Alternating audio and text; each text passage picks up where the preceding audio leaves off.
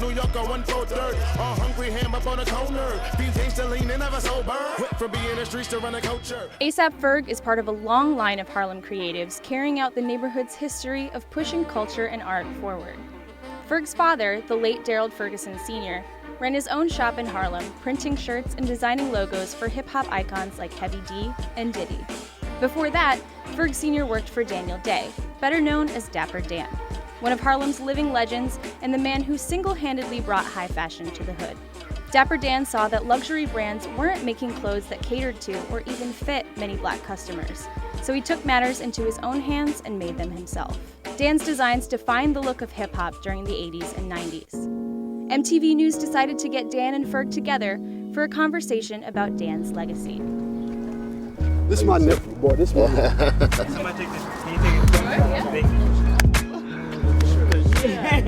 How would you say you got your start in fashion, and how was your work perceived? I first started selling clothes out of my car, you know. Out of the trunk? Yeah, out of the trunk of the car. The biggest part of the game is the personality element. I was always fly. All those things added to the charisma. Right. So that people allows already somebody know who you was. that allows somebody to come and say, I'll buy something from him. Because they ain't gonna buy nothing from somebody who ain't fly already, who people ain't gonna. You already was selling cool. Now I went from that to open up in a store, thinking that the big brands would buy from me. Man, I couldn't get nobody to sell to me, man. Why is that? Chocolate. Chocolate skin. Chocolate, man. You cannot separate my fashion story from the hip hop story. Yo, Eric, there go Dap over there, man. Let's go kick it with him for a minute. What's up, Dap? So check it out. I want to go into the boutique and check out what you got inside. But before we do that, you want to introduce the next video for us? Oh, you know what time it is. Grandmaster Flash. On Yo MTV Raps. Check it out. Let's go inside, man. And I'm gonna thank God, man. May he rest in peace. Ted Demme from Yo MTV Raps. He said, yo, Dap. Anytime you call me, I don't care what time it is, I'm coming up to the store and film. I'm Dapper Dan from Dapper Dan's Boutique, East 125th Street in Harlem, and I'm the designer for the stars. As hip hop emerged and as it spread, and then when Mike Tyson came to the store, and all the basketball players, and Mark Jackson, Walter Perry, and word is born. Puff Daddy was an intern for Andre Harrell. They didn't even have money, man, to afford their first acts. I used to loan them clothes for his acts, you know? So now, after I getting popular, and all the companies are seeing all this attention I'm getting, I ain't mad at you.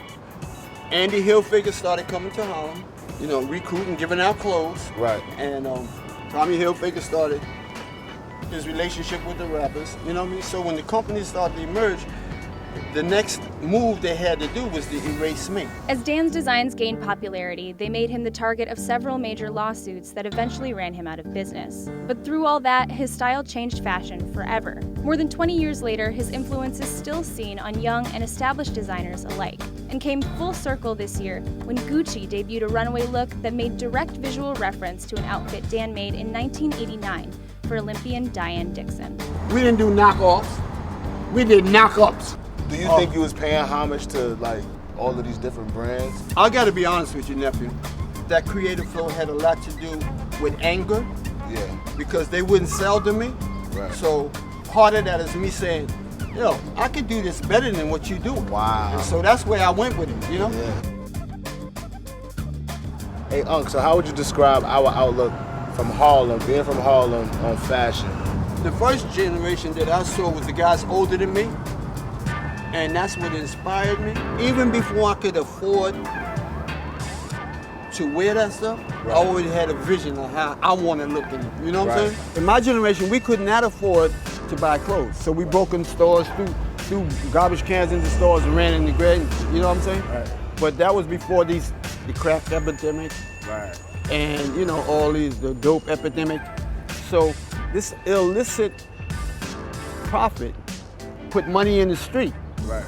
And that money in the street generated businesses. Right. And it's a sad side of the story, but it's an essential side of the story. You know what I'm saying? So I say, yo, I love fashion. I think I understand this. Everybody in the street like the way I dress. So I say, I ain't gonna be serving crack on the corner. Yeah. I'm gonna be making crack outfits. Funny because I took the same approach. I mean, even Yeah. with my dad, like, you know, he had the store and doing t-shirts and everything like that. So I always knew there was a other way. My thing was to blackanize fashion. Right. What your father did, he swagganized fashion. You know what I'm saying? The perfect takeoff from where we started at. You know what I'm Right. saying? I said, wow, man. And now you come along, Generation 3, man. This is crazy.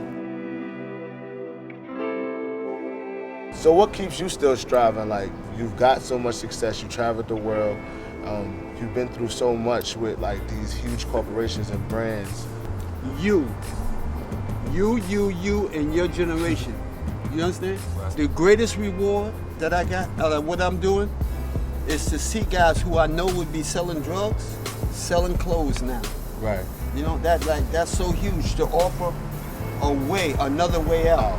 And that's what we do. That's what hip hop do. It can take you from the corner to the rest of the world.